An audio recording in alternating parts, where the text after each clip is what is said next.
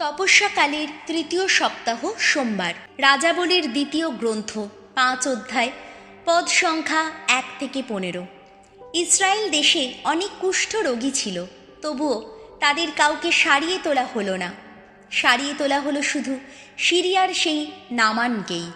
আরাম দেশের রাজা তার সেনা প্রধান নামানকে বিশেষ সম্মান ও প্রীতির চোখে দেখতেন, কেননা ভগবান নামানের মাধ্যমে আরামীয়দের বিজয়ী করে তুলেছিলেন।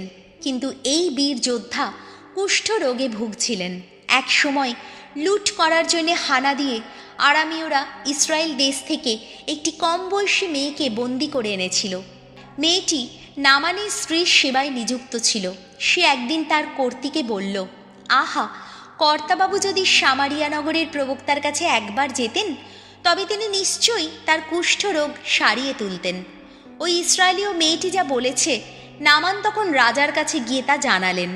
আরামের রাজা তাকে বললেন, বেশ তো, তুমি ওখানে যাও, আমি ইসরায়েলের রাজার কাছে একটা চিঠি পাঠাচ্ছি।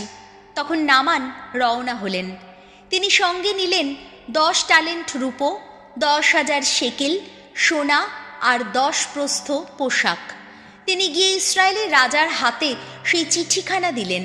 তাতে লেখা ছিল, এই চিঠি থেকে আপনি জানতে পারবেন যে আমি আমার কর্মচারী নামানকে আপনার কাছে পাঠালাম, যাতে আপনি তার কুষ্ঠরোগ সারিয়ে তোলেন। চিঠিটা পড়ে ইসরায়েলের রাজা প্রতিবাদে নিজের পোশাকটি একবার ছিঁড়ে দিলেন। তিনি বলে উঠলেন, আমি কি মানুষকে মেরে ফেলার বা বাঁচিয়ে তোলার দেবতা, যে লোকটা আমার কাছে একজন কুষ্ঠরোগীকে পাঠিয়েছে যাতে আমি তাকে সারিয়ে তুলি? দেখো, তোমরা নিজেরাই লক্ষ্য করে দেখো, ওই লোকটা আমার সঙ্গে ঝগড়া বাঁধাবার কি চেষ্টাই না করছে। ইসরায়েলের রাজা যে নিজের পোশাকটি ছিঁড়ে দিয়েছেন, সেই কথা শুনে ঈশ্বরের আপন মানুষ এলিসেও তাকে বলে পাঠালেন, আপনি নিজের পোশাকটি কেন ছিঁড়ে দিয়েছেন? নামান আমার কাছে আসুক, তাহলেই সে বুঝতে পারবে ইসরায়েল দেশে সত্যিই একজন প্রবক্তা আছে। তাই নামান তার যত ঘোড়া ও রথ নিয়ে এলিসের বাড়ির দরজায় এসে হাজির হলেন। তখন এলিসেও লোক মারফত তাকে বলে পাঠালেন, আপনি গিয়ে জর্ডন নদীতে 7 বার স্নান করুন, তাহলে আপনার গায়ের চামড়া আবার ঠিক হয়ে যাবে আর আপনি শুচিশুদ্ধ হয়ে উঠবেন। নামান তাতে রীতিমতো অসন্তুষ্ট হলেন।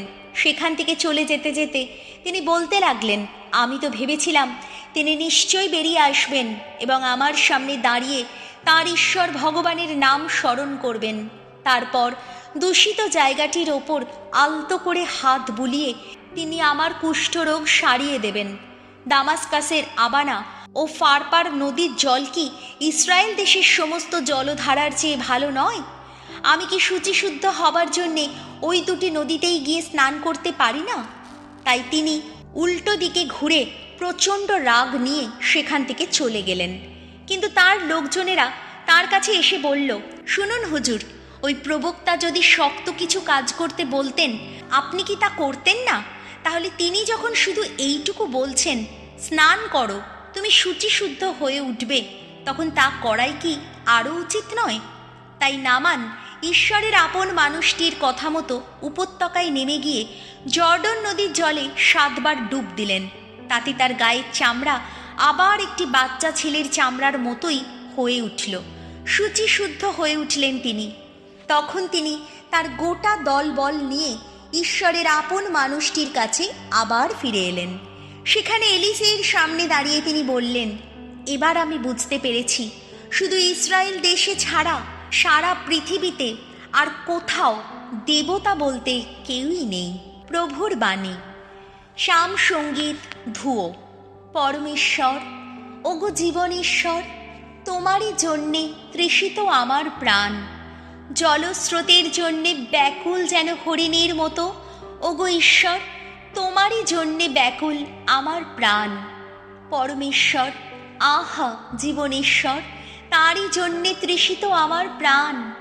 ঈশ্বরের কাছে আহা কবে যাব আমি, কবে পাব তার শ্রীমুখের দর্শন? ধুয়ো। পরমেশ্বর, ওগো জীবনেশ্বর, তোমারই জন্যে তৃষিত আমার প্রাণ। এখন আমি স্মরণ করি সেই অতীত দিনের কথা। সেদিন সবার সঙ্গে শোভাযাত্রায় এগিয়ে যেতাম আমি। এগিয়ে যেতাম ঈশ্বরের গৃহের অভিমুখে। চতুর্দিকে বাজত জয়ধ্বনি, বন্দনা সঙ্গীত, চতুর্দিকে জনতার উল্লাস। ধুয়ো। পরমেশ্বর, ওগো জীবনেশ্বর, তোমারই জন্যে তৃষিত আমার প্রাণ। ওগো ঈশ্বর, তোমার আলোক, তোমার সত্য প্রেরণ করো। আমার পথের তারাই দিশারি হবে, আমাকে তারাই নিয়ে যাবে ওগো তোমার সেই পবিত্র পর্বতে, নিয়ে যাবে তোমার সেই আপন আবাসে। ধুয়ো। পরমেশ্বর, ওগো জীবনেশ্বর, তোমারই জন্যে তৃষিত আমার প্রাণ। বাণী বন্দনা।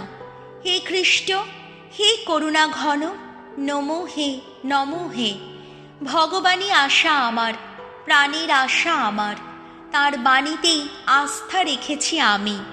ভগবান দয়াময়, করুণা নিধান, অমিত পরিত্রাণ তাঁরই স্মরণে।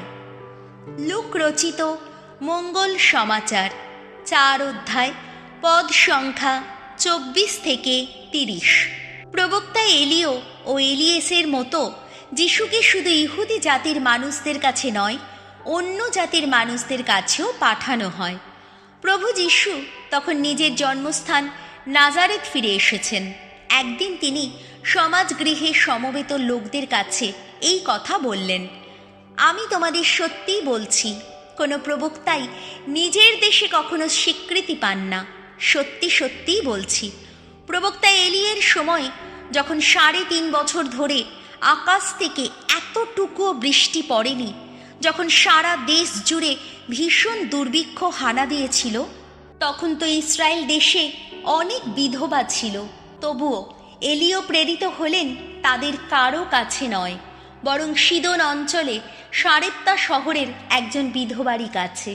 তেমনি প্রবক্তা এলিসের সময়ও ইসরায়েল দেশে অনেক কুষ্ঠরোগী ছিল, তবুও তাদের কাউকে সারিয়ে তোলা হলো না। সারিয়ে তোলা হলো শুধু সিরিয়ার সেই নামানকেই।